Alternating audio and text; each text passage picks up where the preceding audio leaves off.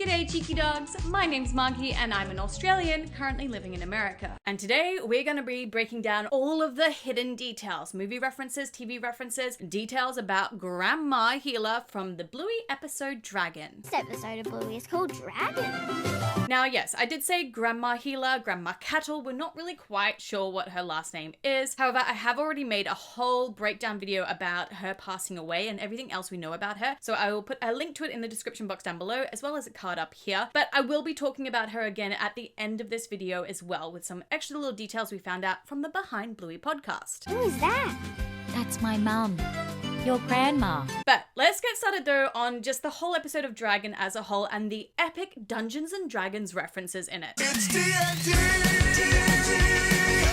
So we did find out from the Behind Bluey podcast that Joe Brum himself loves Dungeons and Dragons. He used to play it a lot and he was always the game master, which of course makes sense. He loves storytelling. So of course we see this then replicated with our 4 family members here, with Chilli being the ranger,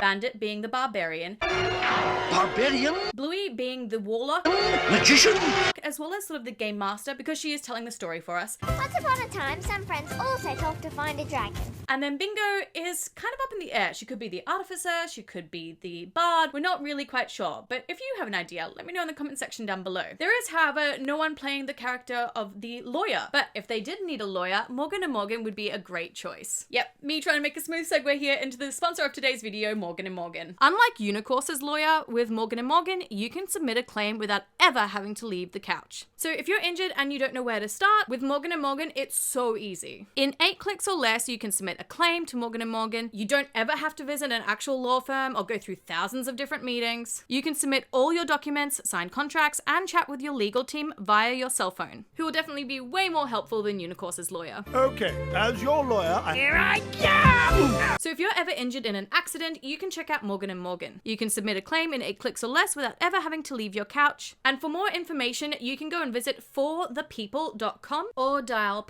#law. That's #529. Okay, but back to Dungeons and Dragons. So there is also another reference here from the Dungeons and Dragons video games, the Commodore 64 ones, and specifically the Dungeons and Dragons game Curse of Xanathon. So the camping scene here apparently is exactly the same color scheme and sort of scenario as what you can see in that video game as well. And I tried so hard to find this on the internet, but I could not. But we did find it out that this is exactly it from Behind Bluey podcast from Joe Brum himself. So let's now also talk about the character designs as well. So Bluey, of course, has the exact same design as we saw in the episode Escape, and Bingo's is a little bit similar, but kind of more a childish version of that. Of course, to symbolize that she is a little bit younger than Bluey, so her drawing skills aren't quite as good as Bluey's yet. Bandit's design is, of course, based on the Barbarian, but specifically it looks a lot like Conan the Barbarian, the Arnold Schwarzenegger version with the same headpiece, and of course the furry jocks as well. Man, these furry jocks are itchy. But Joe Brum did also say that he was inspired by Gru the Barbarian as well. Now, Chilli's design, of course, is the most interesting. She has drawn herself younger, also with the exact same like hair tufts or hairstyle as her mum, and also is what Brandy currently has as well. Her art style, however, people thought might have been based on Studio Ghibli, but it's actually based on Beth Harvey's art style. So she's one of the animators of Bluey, and she worked on this episode as well, and you can see her art style all over Instagram, and they actually pulled her art style and used that to create Chilli's art style for this. And of course, all their different styles are also based on their confidence levels, their practice, and their persistence with drawing as well. So let's talk then about all the kind of art references and details as well in this, because there are so many. So when we see all of them around the table, they're all actually using completely different types of pen. So Chilli is using alcohol markers. We also see that she is ambidextrous as well. She's drawing with her left hand here, but in the flashback memory scene, she's drawing with her right hand. So again, it's kind of showing that her persistence and practice got to the point where she could use both hands for drawing. We also see in that memory flashback scene her using the like old school 80s printing paper with the green lines and the little holes to mark on each side of the page as well. Again, just sort of putting it in that flashback scene that she is in the 80s, the same as Bandit in his flashback scene. So in Bandit, we see him write on the red and blue, like lined paper that you'd use for like writing out your letters when you were a kid, as well as the old school 80s flip up desk. But Bandit as well, his pen that he's using during the drawing scene is just a plain black marker. And that's meant to symbolize kind of his lack of enthusiasm for drawing, his creativity negativity. He is just black and white the whole time until the very end when he gains his confidence back because of seeing how confident Bluey has become, and he draws in color for the first time when he draws the car. Now, if we look at Bingo as well, with her being the youngest of them all, she is drawing with crayons, which of course is usually the first type of medium that kids start to draw with. And also you can see that her drawings are a little bit more scribbly, but one of the coolest little details is the pasta bow tie that she adds to her tree. So in the actual Bluey verse, it just looks like a regular bow tie, but of course when we actually see it in the drawings, it is a real life 3D photorealistic bow tie pasta shape. And again, kind of like a weird fourth wall meta kind of break. Now, Bluey of course is using just sort of your general markers or textures, and she's drawing with a lot of color. And of course we see her gain her confidence with her drawing throughout this episode. But it also kind of links back to the episode Perfect, when we also saw her kind of not very confident with her drawing skills and wanting them to be perfect. So I like that they're sort of continuing on with this sort of story from Bluey's perspective. Some other little art details is that you might not have noticed that the paper that they're drawing on when we're watching like the Dungeons and Dragons scenes unfolding, the background is all scrunched up like it's real paper. And then in the Dragon Cave scene as well, because it's meant to show that they're in like a really big space, it's all different pieces of paper all put together, which is just such a cool little extra detail. And a lot of people thought that the dragon might have been referencing cancer and of course how Chilli's mum might have passed, but Joe Brum did state that the dragon is meant to represent the difficulty with drawing and how it's like a big thing to try and overcome. So that's exactly what the dragon is supposed to reference. Now, let's talk about all the TV and movie references in this. The first one, of course, I want to talk about is She-Ra. So I feel like this kind of definitely confirms that Chilli was the character in Fairy Tale that Bandit met, because we have a lot more She-Ra references in this. Everything from her pulling out the sword, just like She-Ra does, with all the magical lights coming out everywhere, and also the fact that her horse in the end ends up becoming a winged horse as well, just like She-Ra's. We also have a 1983 Scarface reference from Bandit saying,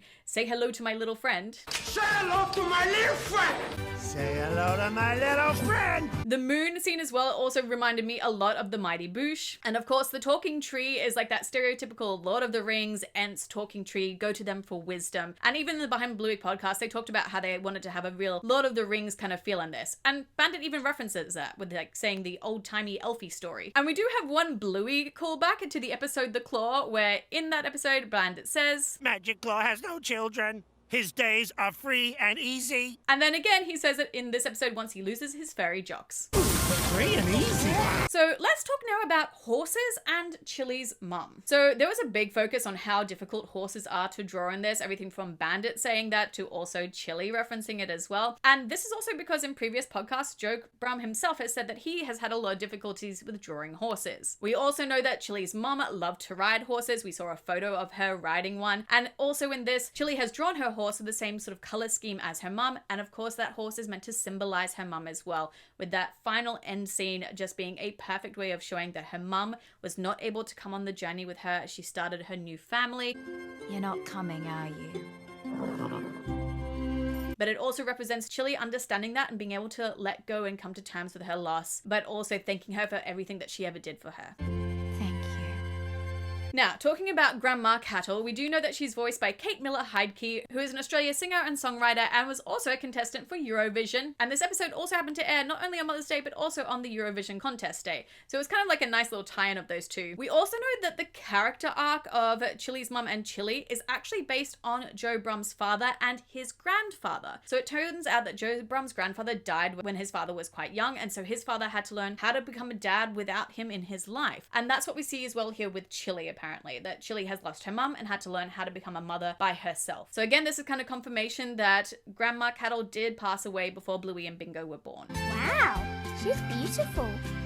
Yeah, she was. Some extra little details and Easter eggs, of course, was the tennis ball that we saw in the dining room. I could not find a long dog, but I'm sure there would have to be one here, and I scoured through each scene. So if by any chance you found a long dog, let me know in that comment section down below. This episode, of course, was also 30 seconds longer. It was one of those sort of more longer drawn out ones, but I think it makes sense because it was sort of a more movie type feel for this. And something else I really loved was, of course, the victory dances that they did, but the fact that the music changed and it was cut short every single time. Just like kind of in a game that you would just sort of press skip as soon as you get a victory. Overall, this episode for me was 5 out of 5 long dogs. The lesson about how if you practice, if you have perseverance and you have confidence, what that can lead to, I thought that was just such a beautiful, beautiful way of showing that idea. Not only was showing, of course, the constant comparisons of Chillis' horses versus Bandit's horse, but also just throughout the episode with Bluey seeing what a lack of confidence can do through her father Bandit and his art style, and what persistence and practice and confidence can do through her mother's art style. Bluey can really see what happens if you decide to give up, and she sees that even with Bandit throughout this episode,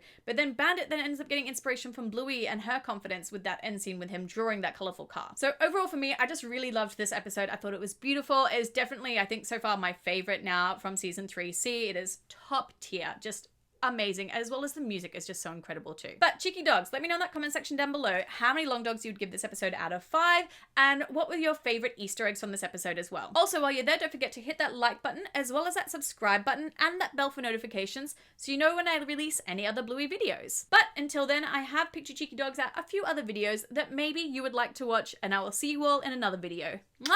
Bye!